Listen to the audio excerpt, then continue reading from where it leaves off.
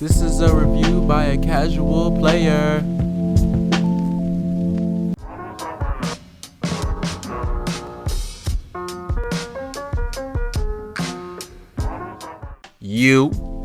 It's Malik Childish.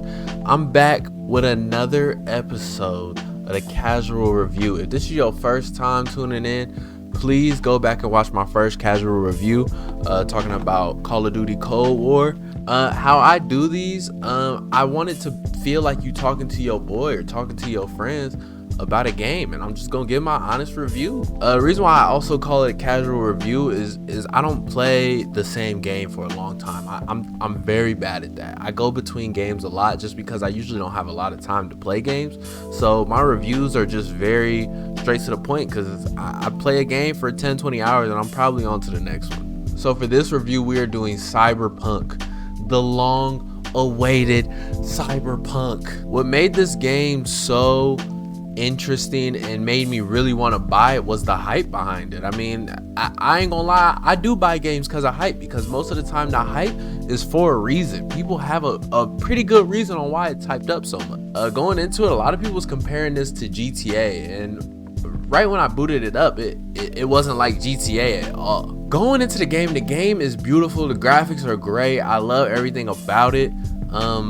One thing that I really thought was going to be crazy was the character customization. The character customization wasn't terrible. I don't know. I thought I could change the size of his arms, make him tall, short. It was very limited on a lot of things. Going into, a lot of people was comparing it to GTA. And I did not get that vibe at all. I probably went about 3 hours into it, and I was like, this doesn't feel like a GTA game at all. It kind of feels like Fallout. For those of you who know, Fallout is basically, running around doing these storyline missions and getting loot. And loot is a very big thing, and I feel like in Cyberpunk it's kind of the same thing, especially since they have rare loot. Loot you only have one opportunity to get because of a mission. You know what I mean? Rare, epics, legendary drops. And that's all super cool, kind of like Borderlands as well. Mass Effect is another one that comes to mind, and if you liked Fallout, you'll like this game, honestly. And the reason why I said Fallout is because it kind of compares, just because I feel like in Cyberpunk the missions are very straight to the point. There's not really like, you gotta do some passwords, and you got to talk to this guy first, and you got to do this. Most of the missions literally pull up and kill everybody there, and I have no problems with that. I have a lot of fun doing that, especially with a weapon I just found in the fight before. If I just upgraded something, I'm ready to jump back in and see how good I am or how much better I am, especially with the character progression as well. That helps with, I feel like I just want to keep fighting. And just to add on to the missions, the storyline is okay. Once again, I don't really play games for a good story, but this one, I don't really skip a lot of scenes. Two reasons why I don't skip a lot of scenes is because the skip scene thing is kind of weird, because it just blurs the screen and you can still basically see everything.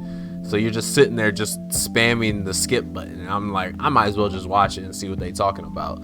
And most of the time it's not that bad, and I like the whole I'm not gonna do any spoilers, but the storyline is definitely thought out, long. I'm almost 30 hours in and I still haven't beat the game, so a lot of pushback came to them. I mean, they even got the game removed off of PlayStation.